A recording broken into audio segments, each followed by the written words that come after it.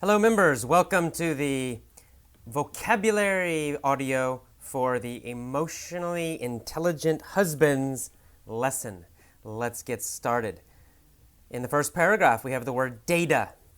Some people pronounce it data, some people say data. Either is correct. So data or data, and they both mean information or facts. And then we have the word newlywed. My data on newlywed couples. Newlywed means recently married. So people who are married, maybe less than 1 year. We describe them as newlywed. You can use it as an adjective, for example, in this article, newlywed couples, right? Newlywed, recently married couples.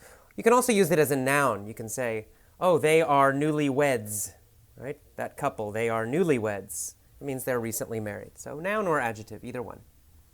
Okay, so it says, my data on newlywed couples indicate means show, that more husbands are being transformed, changed, but changed in a big way. Totally changed a lot. We've had this word before. Okay, and then in the next sentence, we see the phrase, emotionally intelligent husbands. Okay, you know the word intelligent. It means smart. Emotionally intelligent. Emotionally intelligent means good at dealing with your emotions. It means you can recognize emotions and you can express them. You can talk about them. You can communicate about emotions in a clear way, in an intelligent way.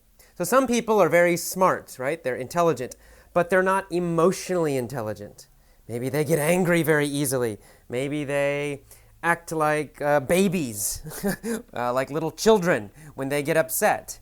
They might be smart, but they're not emotionally intelligent. This article is about husbands who are emotionally intelligent, who are good with emotions. Okay, we see the word honors in that paragraph used as a verb. Because this type of husband honors and respects his wife, he will be open to learning more about emotions. Okay, to honor, used as a verb, means to respect.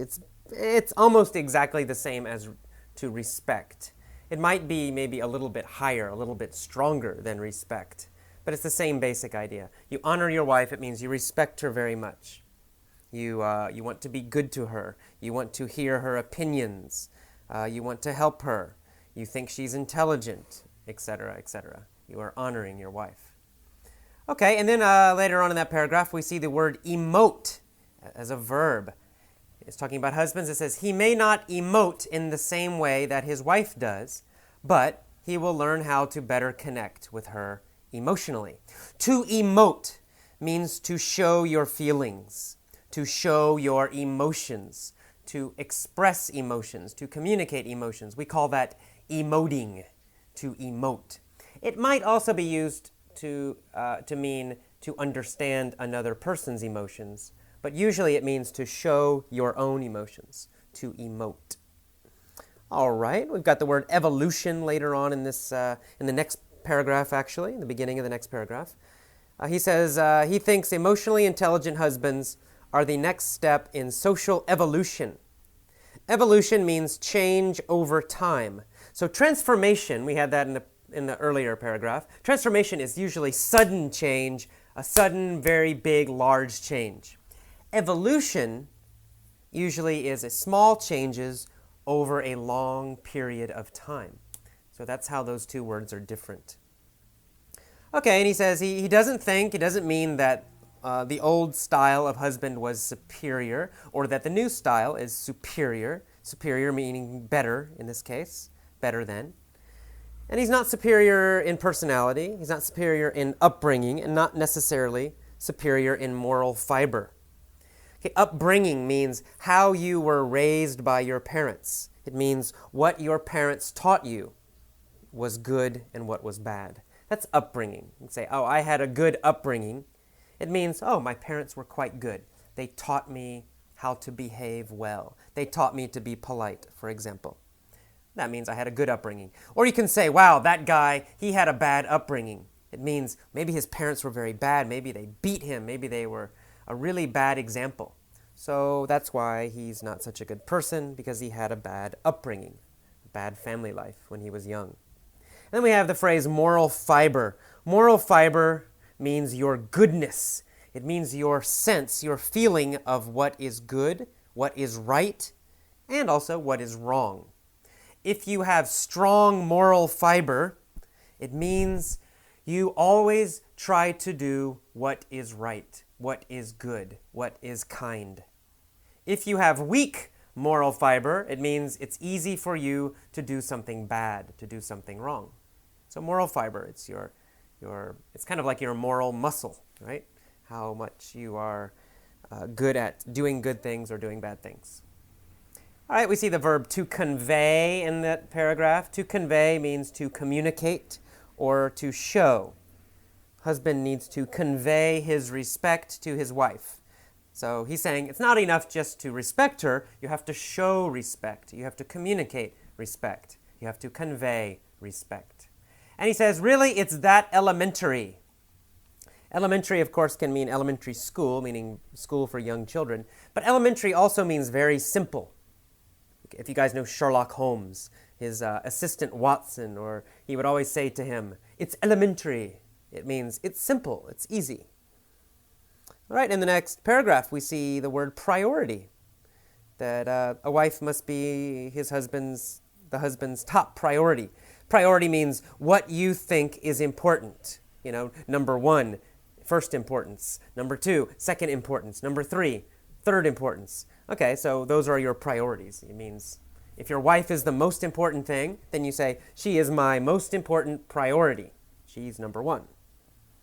Okay, and then we have the word revised in that same sentence. We've had that word before. Revised means changed, and it has the idea of editing something. It means you already have something, and then you change it a little bit. You correct it. That's what revised means. We use it a lot with writing. Please revise this. Please change it and correct the mistakes. All right, you see a kind of a strange phrase. It says a husband, makes a map of his wife's world. A map of his wife's world. It's a little bit of a strange phrase. It means that he learns about the details of his wife's life. He learns, what does she like? What does she hate? What was her family like when she grew up? What are her dreams, etc. All the details of her life. He makes a map of his wife's world. That's what that means. And he keeps in touch with his admiration and fondness for her. To keep in touch with something or someone means you keep contact. It means you remember. In this case, it means remember. He remembers his admiration and fondness for her. Admiration meaning liking, to like something. If you say, I have admiration for him, it means you like him. Fondness is basically the same, actually. Those two words, admiration and fondness, almost the same. They mean liking. They're nouns, however. They're nouns. It's the feeling of liking someone or something. Okay. And finally, the last paragraph on the first page, we see the word outstanding. You probably know this already, but outstanding means great, fantastic, wonderful. So an emotionally intelligent husband is an outstanding father, according to Dr. Gottman. He's a great father, a wonderful father. Okay, on the next page, second page, we have the first paragraph. It says, the new type of husband leads a meaningful life. In this case, of course, lead can mean to be a leader. But in this case, it has a different meaning. If you lead a wonderful life, it means you do a wonderful life or you live a wonderful life. So it doesn't mean you're a leader. It just means you're doing it. You're doing a wonderful life. You're living a wonderful life. You're leading a wonderful life. Same meaning, all of those. All right, and he says this kind of husband, his wife will come to him not only when she is troubled, but when she is delighted. To be troubled as an emotion, it means upset. It means you have a problem, right? You say, oh, I'm very troubled right now. It means, oh, I have a lot of problems right now. I'm very worried right now. I'm very upset right now. I am troubled. And then the opposite is actually the word delighted. Delighted means very, very happy. Super happy. I'm delighted that I got a raise at my job. I'm very happy I'm getting more money at my job. I'm delighted. Okay, and in the last sentence of that first paragraph on page 2, we have the word mourn, the verb to mourn. It says, when this kind of man dies, he is mourned by his family. To mourn means to feel sad for someone who is dead, or someone or something that is gone. So someone dies and then we cry, oh no, we're very upset, we miss them, we are mourning them, right? We're remembering how much we love them and how much we miss them and how important they were and how important their memory still is. That's to mourn. You might wear, some cultures you wear black clothes. Sometimes people cry, sometimes people don't talk, whatever. But all those actions are, we call that mourning or to mourn. All right, and then finally our last paragraph talks about the other kinds of husbands, husbands who are not emotionally intelligent. He says they're quite sad. And he says they respond to the loss of male entitlement with righteous indignation. All right, some good words here. Entitlement means power, but it's a special kind of power. Entitlement is a power that is given to you. It's not a power you take. It's not a power, someone can be very powerful because they make a lot of money, they build a business, or they become a politician, they're a good speaker. That's power, but that's not entitlement. Entitlement is when the government gives you power, or the society gives you power. You don't do anything to earn it. It's given to you. That's entitlement. So males, men, in many cultures, perhaps unfortunately in most cultures, I'd say, right now, have entitlement. The society and the government gives them special power that women don't have. That's entitlement. Now, in many societies and cultures and countries, men are losing these entitlements. They're losing this power that's given to them. And some men don't like that. And they respond with righteous indignation. I love this phrase. It's a nice phrase. You can use it in many situations. Righteous means you think you are right. You think you are correct. In fact, it means you think you are right and everyone else is wrong. I'm right, everyone else is wrong. And indignation means anger, strong anger. So righteous indignation means you're very angry because you think you are right and you think everybody else is wrong. Everybody else is doing something wrong and now you're really angry. So some men have righteous indignation. It's a noun. Because they think society is wrong. They're taking away men's power and that's wrong. Or the culture is wrong. Or women are wrong. They're taking men's power. And they become, if you want to use it as an adjective, you can say they become righteously indignant. But if you use it as a noun, as it is in the article, righteous indignation.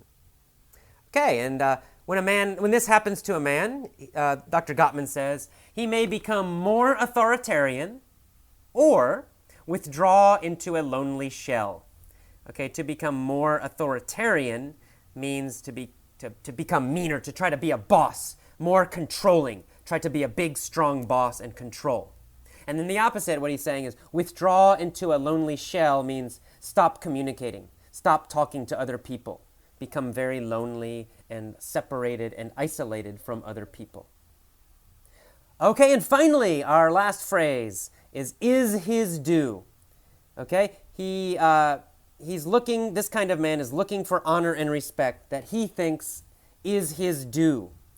Is his due means is his right, is what he is supposed to have. These men think, it is my due. It means it is my right. It is my entitlement. It means I should get this power. I'm supposed to get it. That means it is his due. It is something he should have. He's supposed to have. All right, that is all for this vocabulary lesson. Listen a few times and then move on to the mini story. Bye-bye.